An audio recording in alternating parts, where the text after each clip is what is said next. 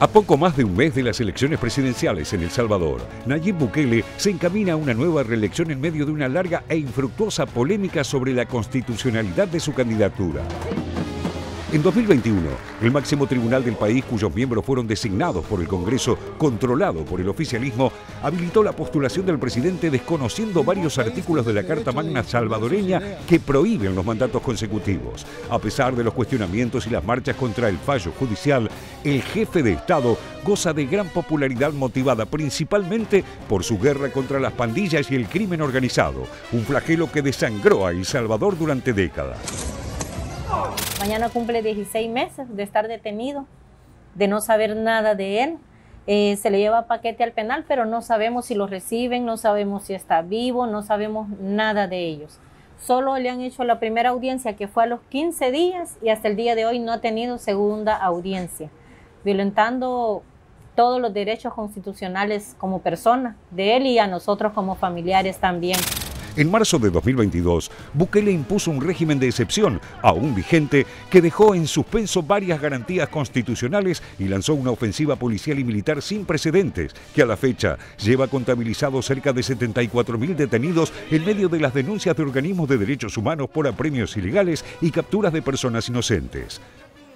En estos 21 meses, Amnistía Internacional ha verificado patrones de violaciones de derechos humanos, tales como detenciones arbitrarias masivas, sin orden judicial o fiscal, en ausencia de flagrancia y sin indicios de ninguna investigación previa, patrones de desapariciones forzadas, de tortura y tratos crueles, inhumanos o degradantes contra personas en centros de detención, y muertes de personas bajo custodia del Estado, muy probablemente también como resultado de la tortura.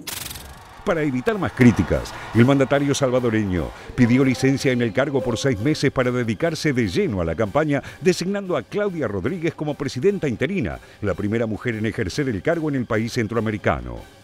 Transformado en modelo de la derecha latinoamericana de las políticas de mano dura, Bukele sigue en campaña seguro de su triunfo frente a una oposición fragmentada y desmotivada. No sé si algunos pensarán de alguna manera, bueno, el presidente no va a estar tan involucrado, entonces vamos a poder hacer esto o lo otro, y va a ser al revés, en el sentido de que vamos a incrementar la fiscalización sobre los quehaceres del gobierno y de las carteras. Una encuesta de la Universidad Centroamericana José Simeón Cañas, publicada el 6 de diciembre, le otorga a Bukele una intención de voto del 61,7%, mientras que los candidatos opositores en su conjunto no alcanzan el 10%. Los postulantes de las antiguas fuerzas políticas dominantes, Manuel Flores, de la ex guerrilla Frente para la Liberación Nacional Farabundo Martí, apenas concentra el 2,6% de las preferencias del electorado, seguido por Joel Sánchez, de la derechista Alianza Republicana Nacionalista, con el 1,5%. Los restantes candidatos aprobados por el Tribunal Nacional Electoral son Marina Murillo, de Fraternidad Patriota Salvadoreña, José Javier Renderos Vázquez, de Fuerza Solidaria, y Luis Parada, de Nuestro Tiempo. El calendario electoral indica que el 4 de febrero de 2024, unos 6.200.000 salvadoreños acudirán a las urnas para elegir al presidente y vicepresidente del país y 60 diputados de la Asamblea Legislativa Unicameral. El 3 de marzo, un mes después, se elegirán los alcaldes de 44 municipios. A pesar de las altas cifras de pobreza, la corrupción en todos los estratos del Estado y la mala gestión económica, sumados a su fracaso en imponer el Bitcoin como moneda de curso legal junto al dólar, Nayib Bukele mantiene el respaldo popular y nada parece conspirar para su continuidad en el poder por otros 4 años.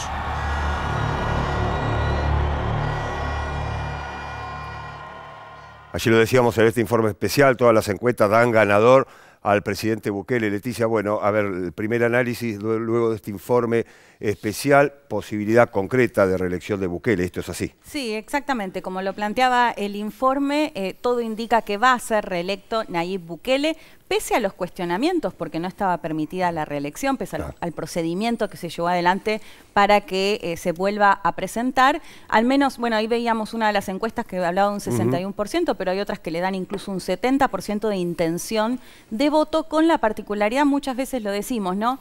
La dificultad que hay para encasillar, si se quiere, a Bukele, es de izquierdas, de derechas, de centro, ¿no? Recordamos que los primeros años estuvo con el Frente Martí, después se alió a la derecha más tradicional y después finalmente termina con su partido Nueva Ideas, que deja en este momento, según las encuestas, a los dos partidos, estaba mencionando Arena y el partido, el Frente Martí, con una intención de voto que está por debajo del 3%, ¿no? Por eso todo indica que claramente va a ganar nuevamente. Es una participación más simbólica que otra cosa. Sí, totalmente. Totalmente, bueno, esto con los partidos tradicionales con muy poco apoyo.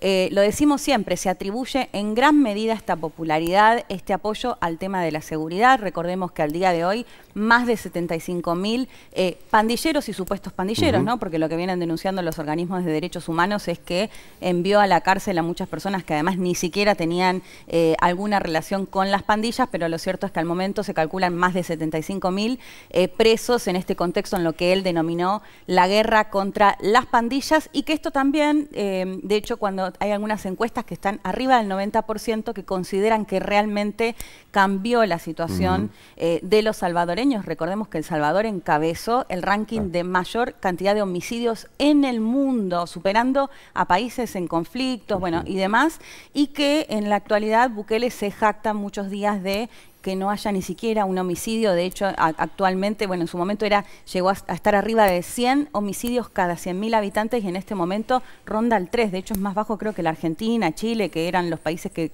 quizás tenían tasas de homicidios más bajas en la región. Y también en paralelo que empezó esta campaña, lo decía al comienzo, de la corrupción, ¿no? Esto que, bueno, podemos hablar de temas de seguridad que impacta de forma inmediata en los salvadoreños. Bueno, el tema de la corrupción no, pero sí, por supuesto, que suele tener un apoyo, sí, claro. Así que ese es otro de las cuestiones que se espera. Y para terminar, lo que decimos siempre, esta buquelización, también veía esta semana que desde Honduras el gobierno de Xiomara Castro, de izquierda, anunció que va a crear una cárcel en una isla en sintonía justamente con esta guerra contra las pandillas en un país también, Honduras, que está atravesando un tema de inseguridad muy relevante. Así que bueno, no solo vemos que posiblemente Bukele va a continuar en el gobierno, sino que también sigue este apoyo o esta buquelización a nivel regional también. Bueno, y también importante, me parece, te escuchamos, Alejandra, lo que es la posición de justamente la oposición, los partidos que estuvieron participando durante 1 año y medio en bueno, lo que podría ser la construcción de un enfrentamiento con Bukele, y que no han podido hacerle ningún tipo de frente. Estamos hablando de los partidos tradicionales. Bueno, algunos analistas planteaban que se dedicaron más a tratar de impedir que se presente para la reelección, buscando la inconstitucionalidad, que dicho sea de paso hay que decir que el órgano constitucional que lo habilita es un órgano completamente afín a Bukele, pero que esta oposición se dedicó más tiempo a una campaña por la inconstitucionalidad de su reelección que a postular a un personaje o a respaldar alguna figura con un programa propio, ¿no? Estamos hablando... a construir un programa también político y económico, porque recordemos que donde no tiene resultados tan positivas la gestión de Bukele, justamente en términos económicos, ¿no? Donde el país sigue teniendo problemas, donde no logró... digamos, las tasas de crecimiento que se preveían y que también promovían como posibilidad a partir de algunas medidas tradicionales y otras un poco más extravagantes que también fracasaron. Por lo tanto, no extraña que esta orientación de la campaña esté directamente vinculada ya no solamente a la cuestión de la seguridad, sino ahora a la de la corrupción, ¿no? Que son los dos ejes donde golpea a la política tradicional, que como ya se había visto con su elección y se confirma por lo menos en lo que son los sondeos por ahora y las encuestas, todo lo que es la política tradicional de El Salvador está completamente derrumbada, ¿no? Lo económico claramente va a ser el desafío, porque pensaba, bueno, está bien, por supuesto, ahora hablas con casi cualquier salvadoreño y te dice, bueno, antes no podía entrar a este lugar, ahora voy, ando en la calle, antes no lo podía hacer. Digo, un montón de cuestiones que reconocen el tema de la seguridad, pero esto no se puede mantener mantener en el tiempo. Digo, ya el año que viene, si los indicadores económicos no mejoran y posiblemente empiece a caer un poco ahí el apoyo con el tema de seguridad solucionado entre comillas, ¿no? Porque con todas estas críticas que se le hacen a cómo se está llevando adelante justamente todo este proceso. Así que sí, sin dudas me parece que va a ser uno de los desafíos y ver por qué esta narrativa que tiene ahora de la corrupción, hasta dónde puede alcanzar, digamos, claro, de pronto a alguien si no llega a fin de mes, ¿no? La cuestión claro, de totalmente. Aparte porque el partido de Bukele y todo el círculo que rodea a Bukele obviamente también está señalado por alguna connivencia. De hecho, bueno, esto que decíamos antes, el Tribunal Constitucional que termina siendo afín a Bukele, por eso avala precisamente que él sea candidato a la reelección. Eso por un lado. Y por otro lado, bueno, el debate del éxito de una campaña represiva contra las organizaciones criminales. ¿Es que la extrema represión de los narcotraficantes tiene éxito? Y me parece que ese relato también se puede caer. ¿Por qué? Porque sabemos que bueno, esto fue destacado precisamente, sabemos que este pacto se basa no tanto en la represión, que es lo que se ve, las cárceles, etcétera, sino en pactos con las organizaciones criminales. Claro, ese es el costado menos visible, digamos, pero tal vez más frágil de esa política, ¿no? Que por ahora muestra sus resultados.